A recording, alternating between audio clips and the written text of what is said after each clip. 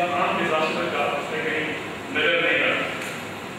बहुत साल पहले पाकिस्तान के एक माने हुए इकोनॉमिस्ट थे, तो वो चले गए, उनका नाम था महबूब खान।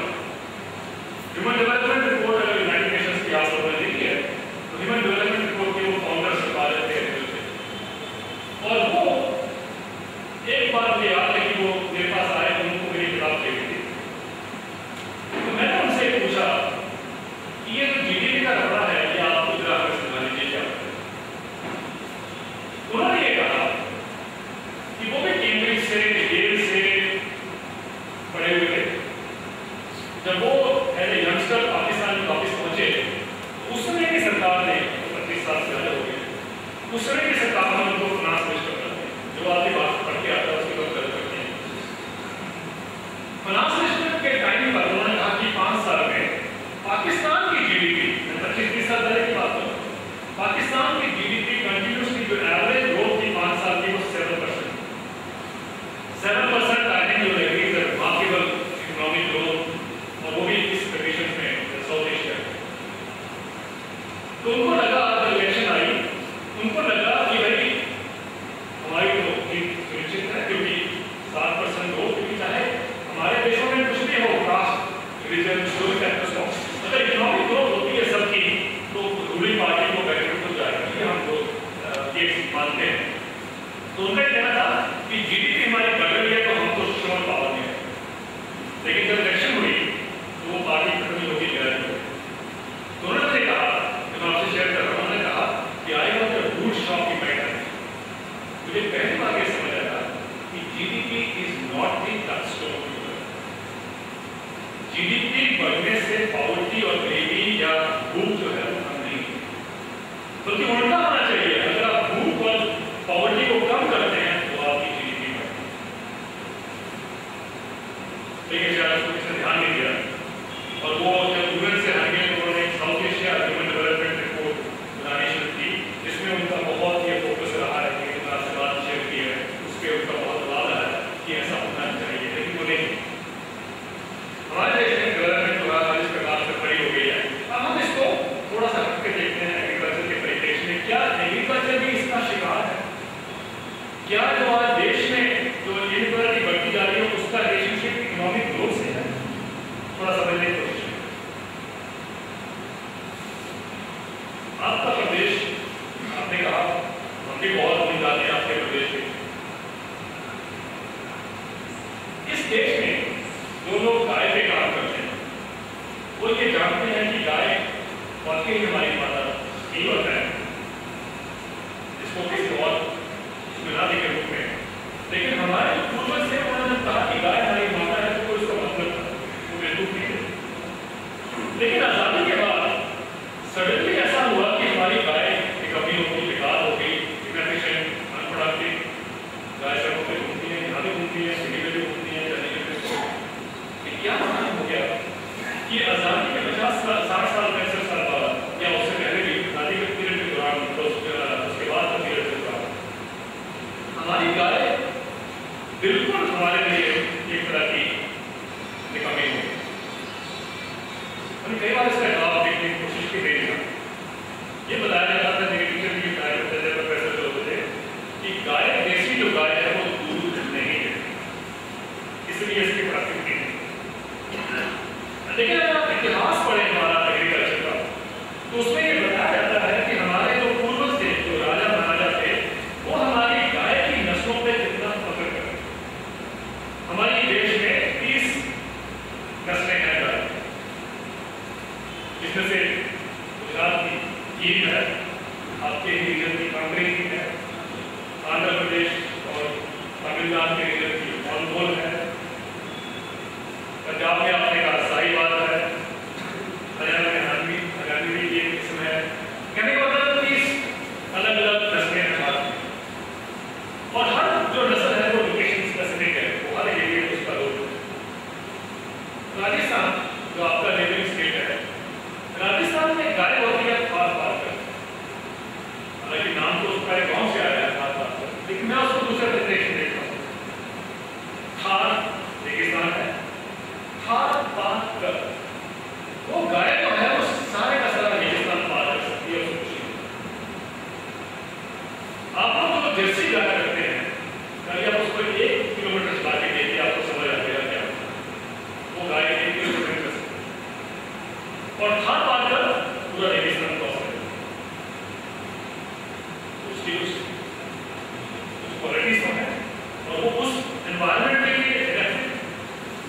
केरल में एक और अलग किस्म की नस्ल है गाय की, उसका नाम है बेजू। वो दुनिया की सबसे छोटी गाय है, 1.5 फुट या 2 फुट उसका हाइट होती है। 1.5 फुट और 2 फुट बकरी जितनी या भेड़ जितनी उसकी हाइट होती है। और वो दिन में सिर्फ 1.5-2 किलो फीड पे ही उसका निर्वाह होता है। उस नस्ल का मतलब समझने के लिए, लेकिन हम इन सब चीजों को छोड़ा। हमें ये बताया गया कि भारत में अगर आपको डेवलपमेंट करनी है तो आपको अमेरिका और यूरोप या ऐसे देशों से ही ये टेक्नोलॉजी या जो इकोनॉमिक रिसोर्सेज हैं वो आपको देना। हमने गाय वहाँ से इम्पोर्ट की, जैसे हमने ऐसा प्रोग्राम चलाया देश में अंदाज हमने कॉस्मेटिक प्रोग्राम किया, इंटेंसिव कैपिटल डेवलपमेंट प्रोग्राम के माध्यम से आज रिजल्ट ये है कि 85% जो गाय देश में है वो नॉन डिस्ट्रिक्ट है, यानी उनका पता ही नहीं है कौन सी किस्म। और आपने कहा कि घी तो फिर भी आपके प्रदेश में मिल जाती है, लेकिन बहुत सी नस्लें ऐसी हैं जो लुप्त हो गई हैं। और जो है भी वो प्योरब्रेड नहीं, प्योरब्रेड आप समझते हो, प्योरब्रेड नहीं है तो क्रॉसब्रेड है, पता चलता है इसमें कौन कौन सी चीज मिलेगी। अक्सर मैं सोचा करता था कि क्या कारण है कि हमारी गाय जो है अनप्रोडक्टिव हो गई है, दूध नहीं देती। मेरे सामने एक रिपोर्ट आई, इसके द्वारा यूनाइटेड नेशंस के द्वारा रिपोर्ट थी, उसमें ये कहा गया था, ये 2 साल पहले की बात है, उसमें कहा गया कि Brazil, which is half the world, half the distance from this Indian planet, Brazil has become the biggest exporter of Indian meats of cows. जब मैंने ये पढ़ा तो मेरा माथा फटा कि गाय तो हमारी है और एक्सपोर्टर बन गया ब्राजील। ये क्या हुआ? जिस गाय ने हमेशा काम किया है वो ब्राजील कैसे उसका बिगेस्ट एक्सपोर्टर हो सकता है? तो जब मैं कुछ महीने पहले वहां गया ब्राजील में, तो उनको मालूम चला कि मैं आया हूं, तो उन्होंने मेरे लिए एक कंपटीशन किया। उस मिल्क कंपटीशन में 3 दिन अलग अलग नस्ल की जो गाय थी उन्होंने हिस्सा लिया। 80 ब्रीड्स में उसने पार्टिसिपेट किया। 3 दिन की जो कंपटीशन के बाद जब मुझे प्राइज देने थे, तो आपको हैरानी होगी जानकर, अच्छा लगेगा जान के कि जो गाय पहले नंबर पर आई 48.8 लीटर दूध दिया एवरेज दिन का, वो 3 दिन की गाय थी। जो दूसरे नंबर पर गाय आई उसने 45 लीटर दूध दिया और वो भी 3 दिन की गाय। जो गाय तीसरे नंबर पर आई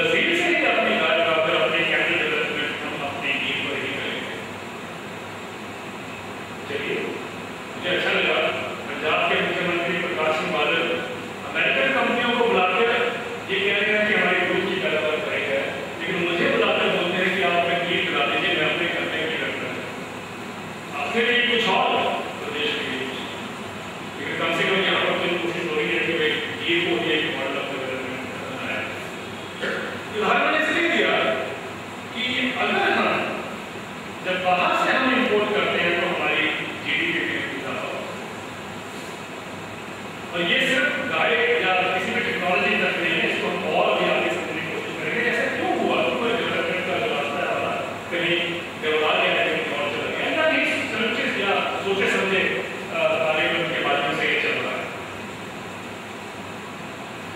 याद होगा आपको हमारी जनरेशन में, आप जो सब पहले है, हमें तो मालूम है कि ये स्मार्टफोन केंचुआ, अब केंचुआ कहते हैं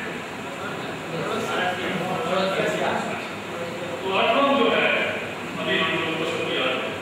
लेकिन आपको याद होगा जब हम बच्चे थे तो बारिश होती थी तो स्मार्टफोन आपके घर में उसके हम बच्चे बहुत खेला करते थे। आज तो कोई नसीब नहीं, बारिश होती है आपको स्मार्टफोन चल दिया, क्या हुआ कि हमारी जमीन से स्मार्टफोन कर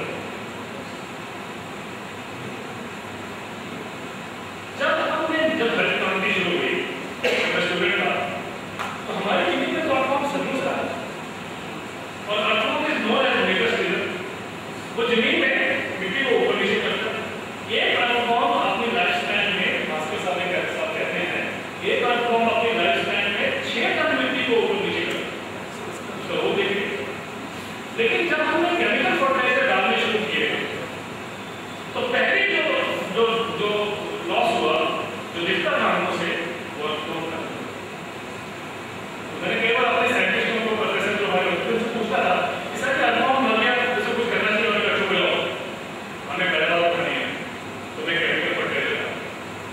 कभी जवाब नहीं मिला कि भाई इसको बचाया जाए, हमको अल्फॉर्म का रोल है और जो सदियों से था नहीं, तो हमने अपने अल्फॉर्म को खत्म। 40 साल बाद हरित क्रांति के तब हमें समझ आया कि नहीं इसका रोल था, तो हमने वर्मी कंपोस्ट शुरू की। वर्मी कंपोस्ट क्या होती है? वर्मी कंपोस्ट वो हमने शुरू की और आज हम उसकी इंडस्ट्री बना चुके हैं। वर्मी कंपोस्ट सप्लाई करने वाली एक फर्म होती है जो आपको सप्लाई करती है। पहले आपने अल्फॉर्म को खत्म किया, फिर आपने एक इंडस्ट्री खड़ी कर दी उसकी जो किसानों को ये उपलब्ध कराया। मैंने कोई सवाल किया कि अल्फॉर्म इतना इंपॉर्टेंट था सॉइल्स के लिए, हमारे साइंटिस्ट को भूल गए कि अल्फॉर्म जो है हमारे सॉइल में कुछ कर सकता है, जो 40 साल बाद नहीं कर रहा है। तो मैंने अध्ययन किया, पहले चला किसी से बात करो, साइंटिस्ट से बात करने को तैयार नहीं थे, अल्फॉर्म की दूर से लेकर पैदावार उठानी, तो पैदावार तो अल्फॉर्म के साथ कर सकते। जब हम केमिकल फर्टिलाइजर डालते हैं तो 4 घंटे के अंदर सॉइल का पीएच लेवल इतने एसिडिक हो जाती है सॉइल कि वो अल्फॉर्म को बनाता है। ये मालूम, लेकिन उसके बावजूद भी हमने ये किया करते गए। मेरी आंखें कब खुली जब 2-3 साल पहले मैंने रॉयटर्स की न्यूज़ रिपोर्ट पढ़ी, उसमें ये लिखा था कि अमेरिका ने 3-4 साल पहले अल्फॉर्म को इंपोर्ट किया अफ्रीका से अपनी खेती को ठीक करने के लिए। वो अल्फॉर्म उनके एनवायरमेंट में फिट नहीं हुआ तो न्यूसेंस हो गया, यानी उन्होंने खरपतवार कर दिया। क्यों? क्योंकि उनका जो एनवायरमेंट है अफ्रीका का, उसमें सॉइल में इतना वहाँ बर्फ पड़ती है, ठंडा है, तो उसमें सॉइल का टेम्परेचर जो है वो 6 महीने कम से कम -20, -30 पे चला जाता है उसका अल्फॉर्म इस वजह से। और 6 महीने के बाद यदि बर्फ लगती है उसका अल्फॉर्म इस वजह से। तो अगर आप सिर्फ नेचुरल पाथ को छोड़ दें जहाँ पर अल्फॉर्म होता है, बड़ा अल्फॉर्म होता है, उनके एग्रीकल्चर सॉइल्स में अल्फॉर्म नहीं होता, तभी उन्होंने अफ्रीका से वो इंपोर्ट किया तो वो हेडेक बन गया। उसके ऊपर उन्होंने मिलियंस ऑफ डॉलर और खर्च किए उसको खत्म करने के लिए, उसको कैसे निकालते हैं। तब मुझे समझ आया कि भारत में हमारे साइंटिस्टों ने अल्फॉर्म की क्यों बदल दी। क्यों? क्योंकि अमेरिकन साइंटिस्ट को पता ही नहीं था कि अल्फॉर्म की सॉइल है। क्योंकि अमेरिकन साइंटिस्ट ने नहीं बदल दी तो हमारे साइंटिस्टों ने नहीं बदल। अब आप सोचेंगे कैसे क्यों करें? जो हमारी यूनिवर्सिटीज हैं भारत में, जितनी भी एग्रीकल्चर यूनिवर्सिटीज हैं, तो 50 से ज़्यादा होगी, 54 यूनिवर्सिटीज हैं हमारे पास। और पंतनगर उत्तर प्रदेश में सबसे पहले जो शुरुआत हुई थी एग्रीकल्चर यूनिवर्सिटी, वो पंतनगर में बनी थी और वो US agency for international development में बनी। वो जो यूनिवर्सिटी थी उसके बाद जो बाकी यूनिवर्सिटी बनी है वो सब अमेरिका में land grant system of education के तहत बनी।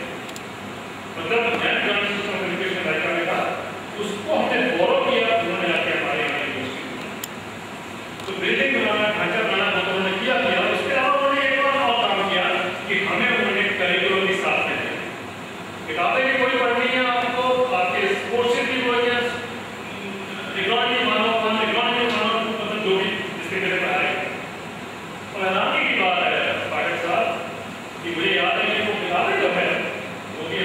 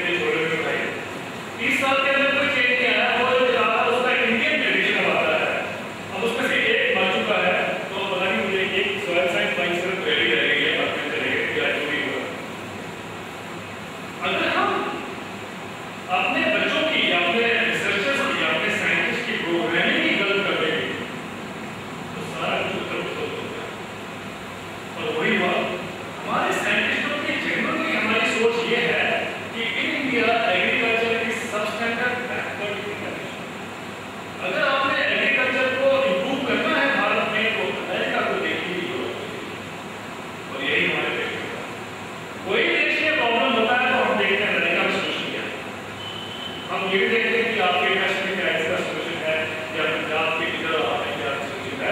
हम सब ये मानते हैं कि इसका सोल्यूशन जो है वो अमेरिका में है या यूरोप में है, वहीं से हम बनाने की कोशिश करते हैं। ऐसा क्यों है? और यही नीति है, मैंने आपको केजरीवाल कहा और आपसे मैंने एग्जाम्पल दिया गाय का, ये सब यही नस्ल में है। अगर आप देखें बकरियां, भारत में बकरियों की कितनी नस्लें हैं, कुछ तो बकरियां मानी हुई हैं दुनिया में, सरकारवादी मिलती है, वाकई मिलती है। और हमने बाहर से बकरी लाए, हमारे अपनी बकरियों को शर्माया, हमने क्रॉस ब्रीड किया, अपनी बकरियां भेड़ों की हमारी तकरीबन 15-16 नस्लें हैं। हमने ऑस्ट्रेलिया से हम मेरिनो लेकर आए और हमने कहा इसकी ऊन की पैदावार बढ़नी चाहिए, हमने क्रॉस ब्रीड किया हमारे अपने नस्लें। ऊन रेगिस्तान में ऊन पाया जाता है, उसके हमें शर्म आती है, हम कहते हैं कि हम मिडिल ईस्ट से ऊन लेकर आए थे, उससे हम क्रॉस ब्रीड कर रहे हैं, अपने ऊन की नस्ल बनाने। घोड़े, हमें घोड़ों पे भी शर्म आती है, हम घोड़े बाहर से ला रहे हैं, रशिया से उसको क्रॉस कर रहे हैं हमारे घोड़े के। खरगोश जो उससे छोटा होता है, खरगोश में क्या दिक्कत है? तो दिक्कत है, लेकिन खरगोश में हम जर्मनी से ला रहे हैं, अपने खरगोश को क्रॉस ब्रीड कर रहे हैं ताकि खरगोश भी हमारा हो जाए। और तो और इस देश में हमें अपने गधे पर भी शर्म है।